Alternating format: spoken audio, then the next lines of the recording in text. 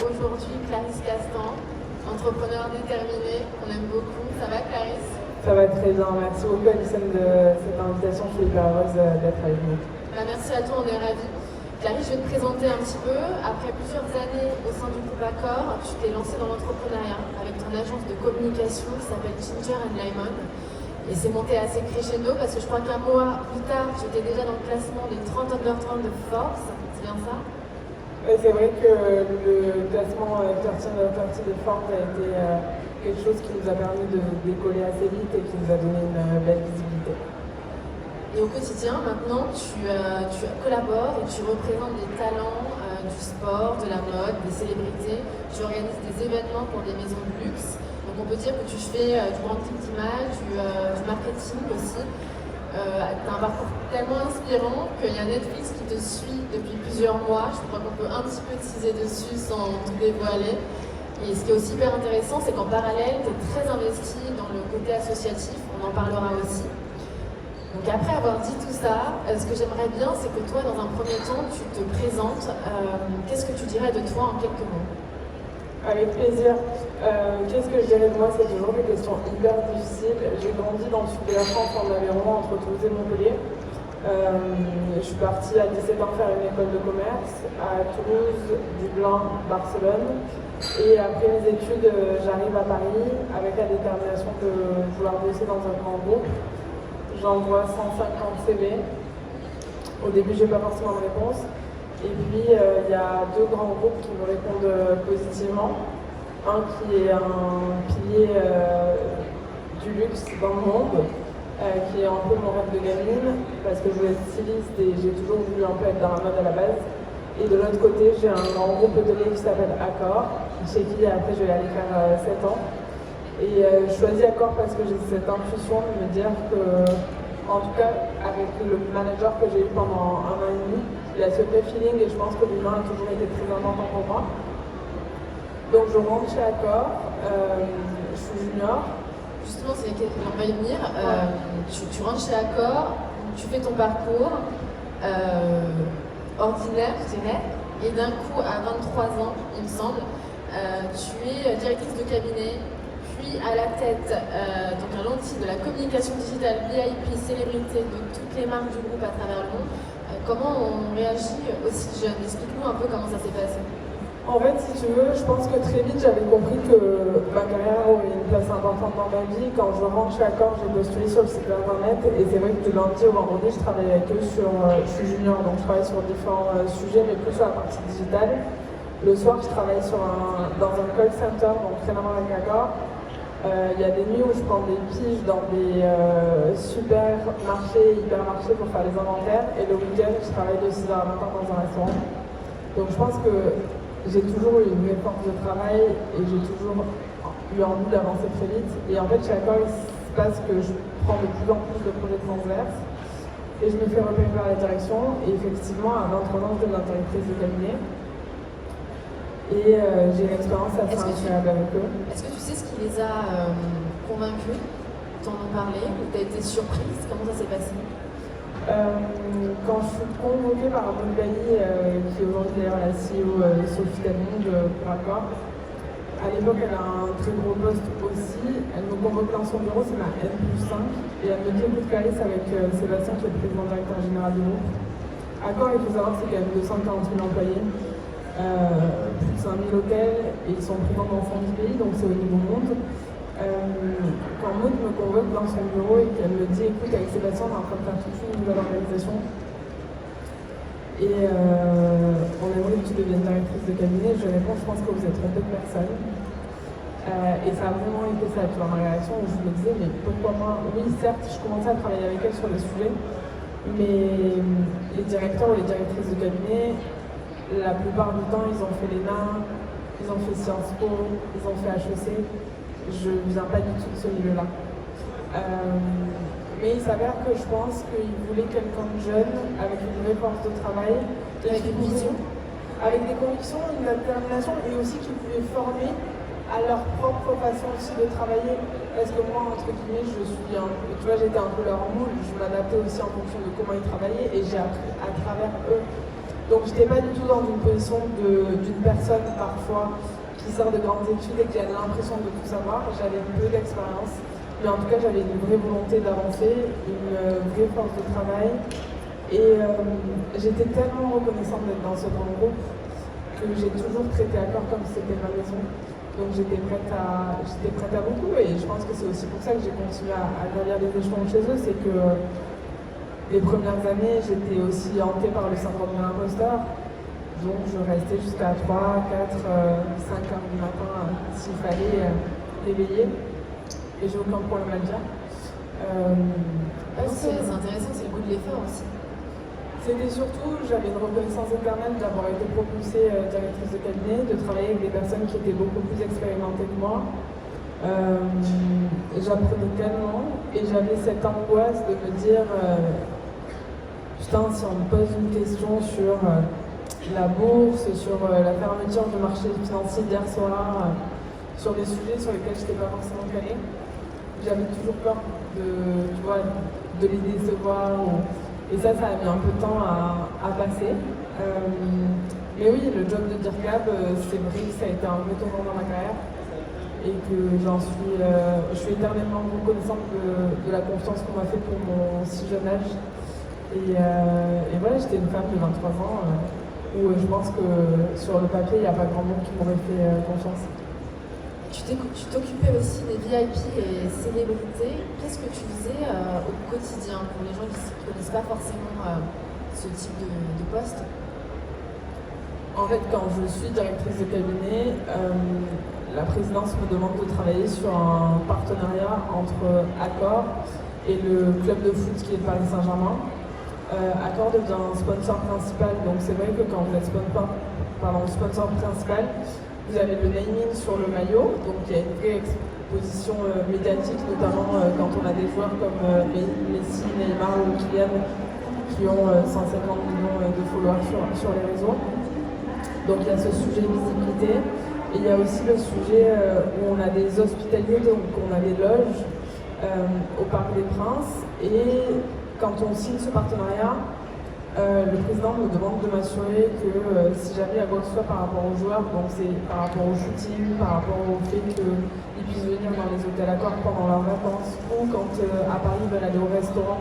Accor, c'est aussi Paris Society, donc c'est tout ce qui est Gigi, Monsieur Bleu, qu'ils aillent dans nos restaurants. Et puis aussi quand ils veulent profiter un peu, à l'Accor Arena, on a des concerts, on a aussi Roland Garros. Donc c'était de commencer à inciter, on va dire, les joueurs du Paris Saint-Germain, qui sont des personnes avec quand même pas mal de followers, à venir dans l'écosystème Accor à travers notre partenariat. Donc ça passait à travers moi, et c'est vrai que c'est une relation humaine qu'on construit. Et puis il y a certains joueurs avec qui je me suis très bien entendue, donc ils m'ont aussi ouvert certaines portes avec d'autres clubs de foot, puisque c'est un tout petit milieu. C'est un milieu où il y a beaucoup de gens qui sont là par intérêt et pas forcément pour leur intérêt. Et puis après ça a été l'écosystème de la Formule 1 et d'autres écosystèmes au fur et à mesure. Donc ouais, ça s'est fait comme ça, et on a créé un vrai département célébrité. Et si tu veux, après le Covid, je quitte mon job de directrice de cabinet pour prendre la direction communication digitale. Et là, on crée vraiment un pôle VIP célèbre. Okay, l'idée, c'était vraiment de créer des connexions, d'aller vers quelque chose, d'aller vers la culture, tout simplement. C'était ça. Avec ta vision assez jeune, qui devait sûrement repérer les personnes aussi qui marchaient, qui étaient très visibles sur les réseaux sociaux. La partie célébrité n'était pas du tout adressée chez Accor. Et en fait, très vite, j'ai compris qu'on avait un écosystème incroyable, puisque c'est 42 marques, de l'éco à l'ultralux, et de se dire des personnalités comme un pilote de Formule 1 ou un joueur de foot qui vont généralement prendre entre 50 et 100 000 euros pour faire un post sur les réseaux. Tu leur offres une semaine dans un de nos hôtels 5 étoiles. Ils vont poster entre guillemets gratuitement en échange de cette semaine qu'ils auront passé dans l'écosystème, où on va les inviter sur le concert de leur artiste préféré. Ils vont faire une story, alors que normalement une story tu la payes minimum 20 000 euros. Donc c'était de se dire, on n'a pas forcément de budget pour activer des célébrités, mais on a un écosystème incroyable, donc commençons par là. Et c'est vrai qu'on n'a jamais rémunéré personne, et pourtant on a toujours... C'est intéressant de le dire parce que je pense que la plupart des gens se disent que justement il va y avoir des rémunérations assez folles. C'est quand même du donnant-donnant. En 2022, c'est ma dernière année chez Accor. On fait 44 millions d'euros dans Media Value pour 0 budget investi. Donc, ouais. Et on a réussi à activer des Kabyle Amé, le plus gros TikToker au monde, qui prend entre 600 000 et 1,2 million pour ses postes de façon gratuite parce qu'on lui a fait rencontrer les sites, c'était son rêve. Mais c'est du sur-mesure. On passait beaucoup de temps aussi avec mes équipes à étudier les profils. Moi, je suis joignable tous les jours de l'année. Donc, quand j'avais un joueur de foot qui m'appelait le 25 décembre parce qu'à 11h du matin, il se rendait compte qu'il voulait aller manger au resto à Dubaï et qu'il n'y avait plus aucune dispo, vous pouvez être sûr que je me plie en 4 quand même pour trouver des solutions. C'est hyper intéressant. Tu as été aussi comme je le disais, dans le classement des 30 under 30 de Forbes. Est-ce que ça a été une vraie reconnaissance pour toi? Comment tu l'as pris? Est-ce que ça t'a surprise? Est-ce que ça t'a conforté? Je suis éternellement reconnaissante pour les personnes qui m'ont fait confiance, pour les personnes qui ont cru en moi et pour les personnes qui m'ont poussée. Mais ça n'a pas été évident tous les jours d'être propulsée si jeune. J'en ai quand même pris plein la gueule. Quand tu dis pris plein la gueule, j'imagine qu'il y a beaucoup d'envieux, il y a beaucoup de gens, il y a beaucoup d'haters d'un coup dès qu'ils voient le succès ailleurs, c'est ça? Bien sûr, j'ai eu plein de bruits de couloir comme quoi j'étais la nièce du président directeur général ou que j'étais la copine de Mbappé, c'était pour ça que j'en étais là. Donc d'avoir cette reconnaissance qui est entre guillemets universelle, m'a aussi donné un coup de boost, je pense, parce qu'il y a eu des moments où j'avais besoin aussi d'avoir cette reconnaissance et j'y croyais pas. J'ai mis longtemps à réaliser que j'étais dans les 30 personnes les plus influentes de moins de 30 ans.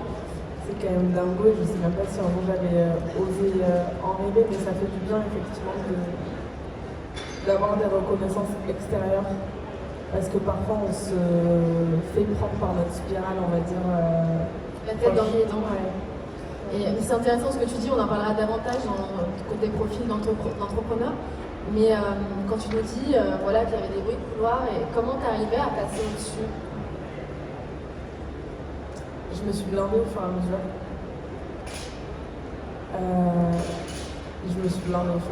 Mais au début c'est difficile.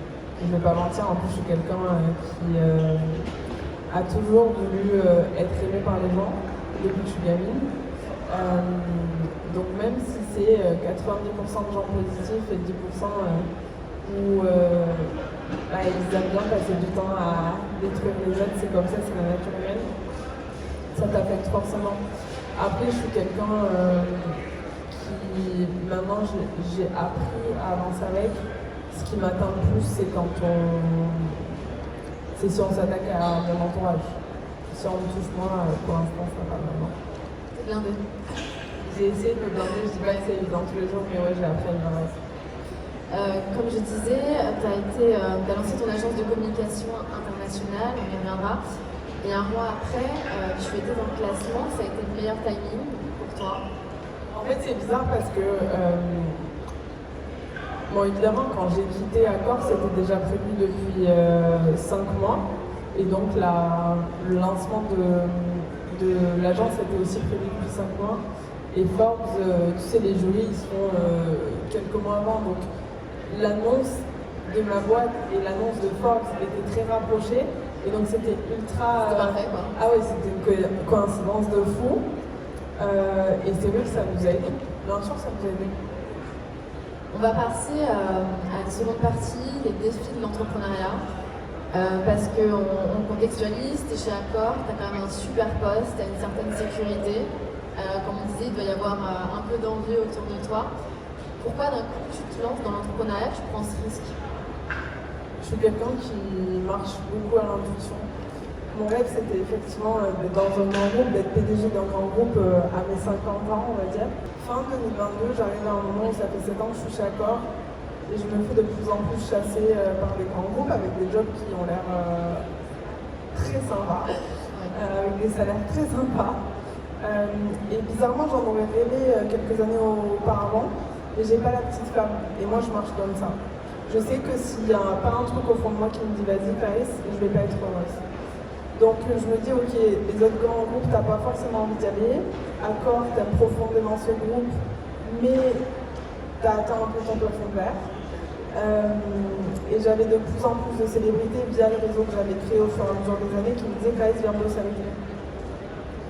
Je disais toujours non. Je les aidais, tu vois, un peu sur mon temps off parfois, de façon complètement gratuite. Et puis c'est là où je pars en humanitaire pendant 3 semaines au Togo. On va en parler, ouais, tout à l'heure, bien sûr. C'est là où j'ai vécu. Et tu te dis, je dois lancer.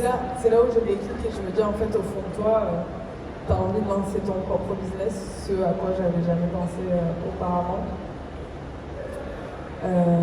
Jamais je me pensais à la tête de mon business ou à la tête de mon agence. Aujourd'hui, je me vois plus faire autre chose qu'avoir mon indépendance. Mais oui, c'est sûr, je quitte une sécurité, un confort, une équipe qui est merveilleuse, le poids d'un groupe derrière moi qui est international, une très bonne entente avec ma direction. Donc ouais, je pense qu'il y en a qui m'ont pris pour une folle parce que j'avais quand même un crédit à payer tous les mois et j'avais un salaire qui tombait à la fin du mois et je ne savais pas le jour où j'allais lancer mon propre business si ça allait être le cas. Et tu sentais que c'était le moment en tout cas, ça? Je suis quelqu'un qui... J'ai pas envie d'avoir de regrets. Je sais que tout peut s'arrêter du jour au lendemain. Et c'était le moment de ma vie où je me disais, ok, il faut que tu ailles faire ça. On parlait un peu des réseaux sociaux tout à l'heure. Ils sont remplis de mindset autour de la femme, que ce soit la girl boss, la working girl. Je voudrais savoir ce que c'est pour toi une femme puissante en 2025. C'est très dur de répondre à cette question, mais pour moi, une femme puissante, c'est une femme indépendante. Qui fait, on va dire, globalement ce qu'elle souhaite quand elle le souhaite et qui est aussi indépendant financièrement parlant. En parlant des femmes, il y a aussi la sororité qui est très valorisée aujourd'hui, que ce soit dans différents business, dans différents domaines. Est-ce que toi, c'est quelque chose que tu as constaté? Est-ce que c'est véridique? Oui, il y a de la solidarité entre femmes, ou c'est plus compliqué que ça dans l'entrepreneuriat? Je pense que il y a le côté évidemment entraide qui est présent et heureusement. Et je pense parfois qu'on est très dur entre femmes plus que les hommes peuvent l'être avec nous. Mais c'est quelque chose qui est ultra important. Et moi, j'insisterai sur le fait qu'il y a énormément de femmes qui m'ont aidée, mais il y a aussi des hommes qui ont cru en moi. Et aujourd'hui sur l'agence, j'ai deux mentors et 2 business angels. L'un qui est Sébastien Bazin, le président directeur général de Montpacor, et un autre qui est David Layani, qui nous a mis, tu vois, dès le début à dispo. Tu peux nous rappeler juste ce que fait David Layani? David Layani, c'est un des plus gros businessmen français, qui dispose d'un très gros patrimoine et qui a pas mal d'activités, notamment sur la partie consulting. C'est le CEO de OnePoint. Et David a investi dans plusieurs boîtes. Moi, je suis toute seule au capital de ma boîte, mais tu vois, typiquement, c'est quelqu'un qui est parti de rien, qui a aujourd'hui créé un empire, qui est, je crois, estimé à plus de 800 millions d'euros. Et de nous mettre à dispo des bureaux gratuitement à Trocadéro, juste en face de la Tour Eiffel. C'est juste incroyable et je sais que si un jour j'ai la chance de réussir, je ne prétendrai pas de réussir comme lui, mais de réussir autant que je peux, d'aider aussi des jeunes entrepreneurs, de leur mettre le pied à l'étrier. Parce que quand tu commences dans ce milieu, tu ne sais pas où tu vas. C'est l'aventure. Ouais. On va en parler. Et justement, je crois que dans ton équipe, d'ailleurs, il y a beaucoup de femmes. Ouais. Donc tu transmets quand même certaines choses à chaque fois, souvent. C'est les mêmes jeunes filles, on s'est déjà rencontrées, qui t'accompagnent. J'imagine qu'elles sont ravies aussi de découvrir tout ça avec toi. Moi, je suis hyper heureuse d'avoir une équipe féminine autour de moi. C'est pas du tout quelque chose, tu vois, qui a été pensé ou quoi. On a plus des talents de célébrité d'ailleurs mecs que femmes.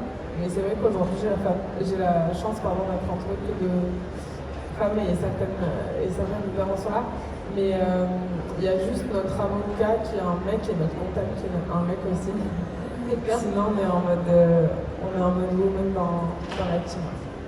Alors, en parlant d'entrepreneuriat, c'est vrai que ça connote souvent au sacrifice, à la solitude, à la résilience, à l'intuition. Tu l'avais dit dans une interview, entreprendre, c'est découvrir un monde.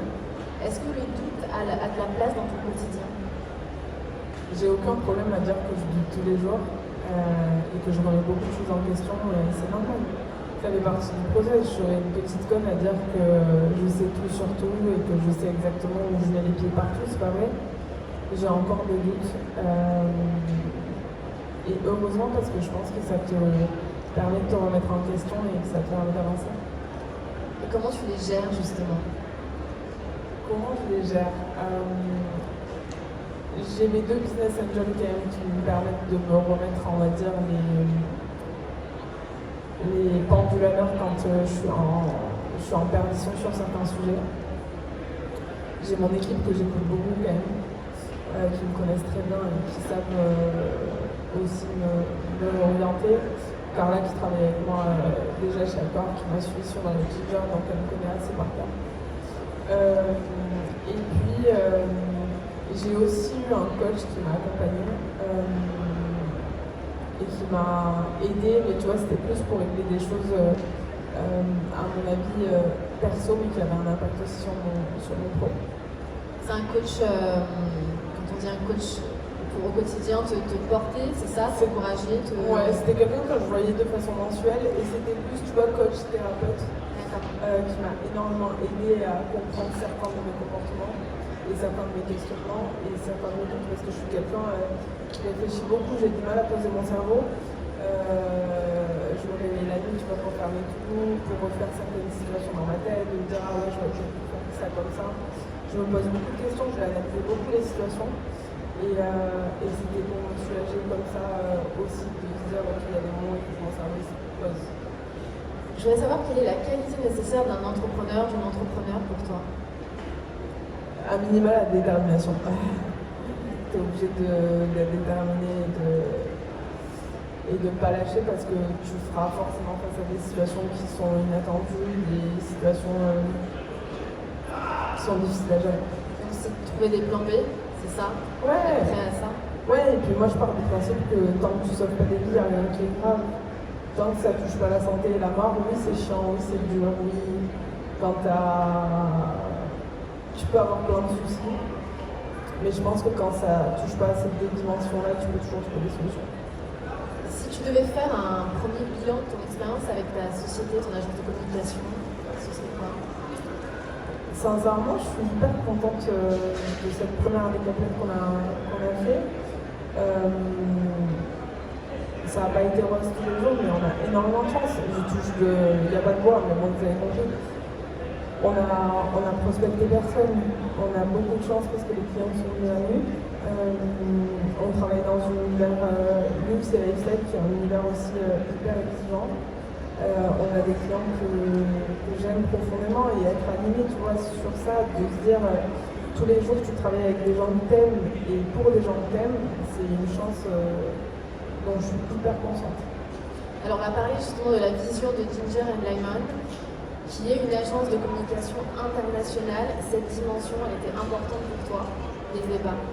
La dimension internationale était hyper importante pour moi puisque dans mes expériences précédentes, je travaillais déjà au niveau international, donc je voulais absolument garder ça. Je voulais absolument garder ce côté international et c'est vrai qu'au bout d'1 mois d'ouverture de l'agence, notre premier événement international a lieu à Marrakech et on arrive à ramener pas mal de joueurs de foot, dont Kylian.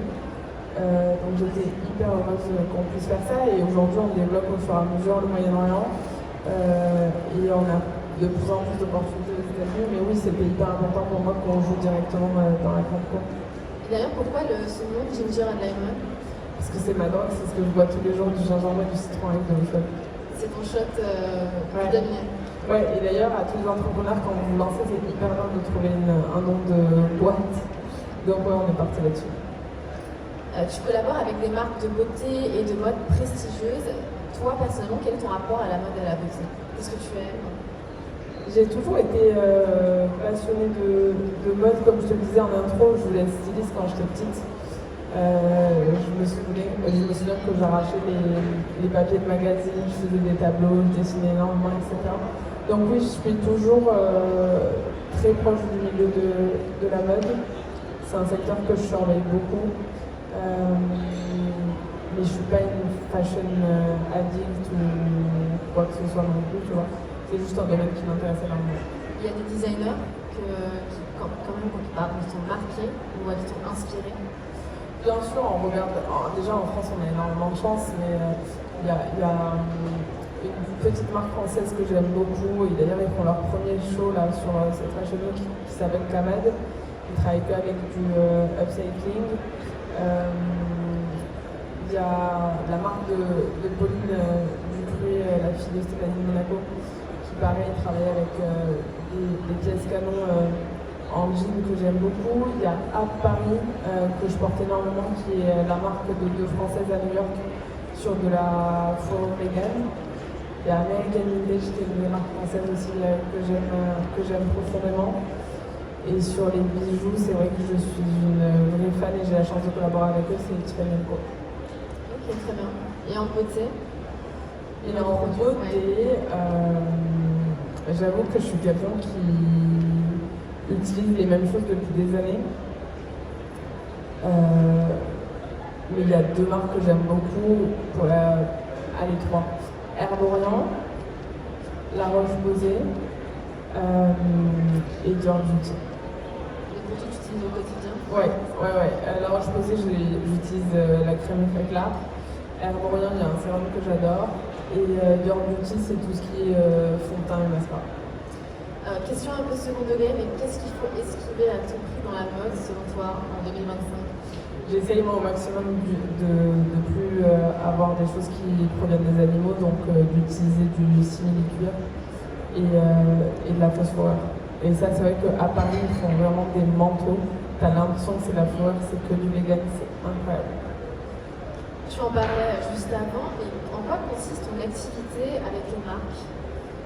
L'agence est divisée en deux pôles. Un pôle vraiment marque, et je sais qu'après on parlera du deuxième, et donc le premier par rapport aux marques. On travaille avec eux sur de la stratégie, de la communication, du marketing, de l'événementiel. On fait vraiment du sur-mesure et on est plutôt sur l'univers lifestyle et luxe. Tu parles souvent de la notion d'expérience. Est-ce que c'est ce que recherchent les marques aujourd'hui? Je pense qu'aujourd'hui, si tu veux avoir un client qui revient, il faut créer une expérience sur mesure dont il va se souvenir.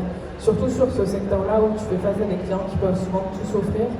On travaille nous sur des expériences qu'on appelle money can buy, en se disant on va travailler sur les passions du client et essayer toujours de travailler une expérience sur mesure qu'il va être content de partager et de vivre. Et de quelle manière tu penses, est-ce que tu aurais des exemples à nous donner, ce que tu as pu organiser précédemment? Je pense notamment à un dîner qu'on a organisé dans le vestiaire du Paris Saint-Germain. C'était un dîner en très petit comité fait par Jean Humbert. Je sais que ce dîner-là, il fait beaucoup de bruit puisqu'on avait réussi à réunir plusieurs personnalités et aussi de la presse. Et c'est quelque chose qui n'avait jamais été fait sur le papier, qui était impossible, mais qu'on a réussi à faire. On avait fait aussi un dîner sur un tout petit bateau sur la Seine à Paris, et c'est vrai qu'il n'y en a pas énormément. Il y a plein de choses qu'on fait, des rencontres avec des artistes, ça c'est toujours assez exceptionnel de vivre des moments avec eux en petit comité. On essaie toujours, tu vois, de réfléchir à quelque chose qu'ils n'ont pas vu ou pas vécu en fonction des profils et des volontés aussi de la marque. On l'a vu, tu gères des athlètes, des artistes, des personnalités de différents bords. Comment tu choisis les profils influents avec qui tu souhaites travailler? Comment je choisis les profils? Le plus important pour moi, c'est l'humain. Donc ça va vraiment dépendre, tu vois, des valeurs. Je vais très vite savoir au premier rendez-vous si ça va fit ou si ça va pas fit. Et puis évidemment, outre les valeurs, il y a la vision que je vais avoir pour eux. Soit j'arrive à me projeter très vite des marques avec qui on va pouvoir collaborer pour eux, Et là où je veux les emmener, soit ça marche pas et je sais qu'il faut pas qu'on y aille parce que nous on sera pas pertinent pour le talent et lui il sera pas satisfait et ça va casser les choses. Donc non, on fait hyper attention à ça. Tu es souvent approché, par exemple sur les réseaux sociaux, pour représenter des personnes ou pas? Sur la partie talent, c'est un tout petit milieu, donc c'est plus des personnalités qui vont m'écrire en disant oui, il y a un tel qui veut bosser avec toi. Et du coup, c'est comme ça qu'on les rencontre. Et c'est quoi ton quotidien dans le développement de leur image? On aimerait bien savoir qu'est-ce que tu penses avec eux, tu les conseilles? Toutes les relations sont sur mesure. Donc c'est-à-dire qu'il y en a pour qui je vais être leur deuxième cerveau, il y en a aussi pour qui je fais partie de leur cercle très proche, il y en a pour qui on va bosser juste sur vraiment collaboration image, mais nous dans l'agence on a un service 360, donc on les accompagne à la fois sur les collaborations avec les marques, sur le stylisme, sur la préparation post-carrière, donc sur toute la partie investissement. On va travailler aussi sur tous les sujets de conciergerie pour certains, et notamment pour les sportifs. Donc non, ça dépend, mais oui, mes talents, globalement, tous les jours, quand même, je leur parle pour savoir ce qui se passe et aussi les updater sur nos différents sujets. Alors ça passe par la visibilité, j'imagine, dans les conseils au quotidien. Comment tu définirais l'influence aujourd'hui? Ouais, notre objectif principal, effectivement, c'est de leur générer plus de business. Comment je définirais l'influence aujourd'hui? C'est vrai que le mot influence, c'est un mot pardon, avec lequel j'ai beaucoup de mal, qui à mon avis était hyper décrié sur ces dernières années. Qui est très connoté aujourd'hui. Qui est, à mon sens, trop connoté télé-réalité, mais parce qu'il y a eu beaucoup trop d'abus. Donc d'un point de vue du monde extérieur, et puis même moi je le vois avec mes parents ou les amis de mes parents, l'influence on a l'impression quand même que c'est très négatif, alors que l'influence pour moi c'est juste la transformation de la publicité. Avant tu investissais des budgets énormes sur toute la partie affichage télé, aujourd'hui c'est beaucoup plus pertinent et beaucoup plus efficient, si j'arrive pas trop en français, bon bref t'as compris, pertinent on va dire, d'utiliser des personnes qui ont des valeurs et efficaces avec des personnes qui ont des communautés sur les réseaux et qui vont être des humains et qui vont partager des choses réelles plutôt qu'en cas de l'affichage où en fait dans la rue tu vas faire un pas et tu vas avoir une marque de côté et après tu vas en avoir une autre. Donc oui, je pense que c'est juste l'évolution de la publicité à travers des personnes qui ont certaines valeurs et certains intérêts et des communautés très engagées derrière.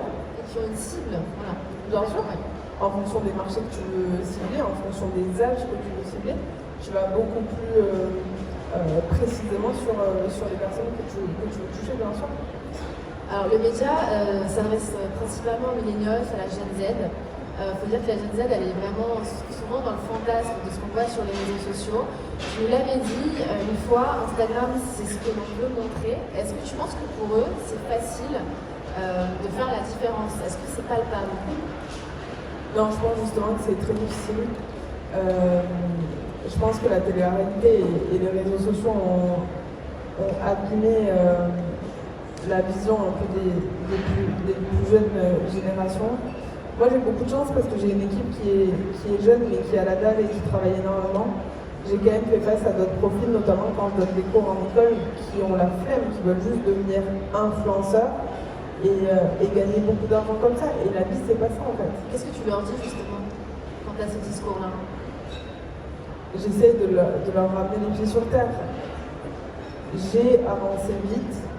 Et aujourd'hui, je sens que je suis consciente que j'ai beaucoup de chance, mais je travaille quand même tous les jours de l'année. Et quand j'ai commencé, je faisais vraiment accord, le soir le call center, le week-end le resto. Je pense que t'as rien ça. Oui, il y a des gens qui ont explosé sur YouTube, il y a des gens qui ont explosé sur Instagram ou sur TikTok, mais c'est une toute partie. Donc je dis bien sûr, ayez vos rêves et travaillez pour atteindre certains de vos rêves. Mais aujourd'hui, être influenceur, c'est pas une fin en soi. Et vraiment, encore une fois, ce qu'on partage sur les réseaux, VS la vraie vie, ça n'a rien à voir. J'ai aucun intérêt à partager mes tableaux Excel, mes problèmes de facturation, tout le monde s'en fout. Par contre, de partager que je suis aux quatre coins du monde, que je vais dans des endroits de ouf et tout, oui, bien sûr, les gens kiffent. Parce qu'on a besoin de rêve aussi. Mais à côté de ça, et ça va être notre dernière partie, j'aurais adoré qu'on parle des engagements associatifs parce que je crois que c'est très important pour toi. Et tu le disais tout à l'heure, tu as fait un voyage au Togo et c'est là que tu t'es dit je vais me lancer. Est-ce que tu peux nous raconter qu'est-ce qui s'est passé? En fait, mes engagements associatifs, ils remontent à mon adolescence. Je donnais des cours de tennis à des enfants trisomiques et j'ai toujours eu cette volonté de m'engager. Ma soeur a grandi dans les hôpitaux. Elle a une maladie rare au niveau des reins et très vite je me suis engagée avec tout le monde contre le cancer. J'étais même pas majeure. Donc c'était pour les enfants et les personnes atteintes du cancer, donc voir qu'est-ce qu'on pouvait faire, tu vois, dans les hôpitaux pour, on va dire, un peu leur sortir de ce contexte qui est assez difficile. Ouais, exactement.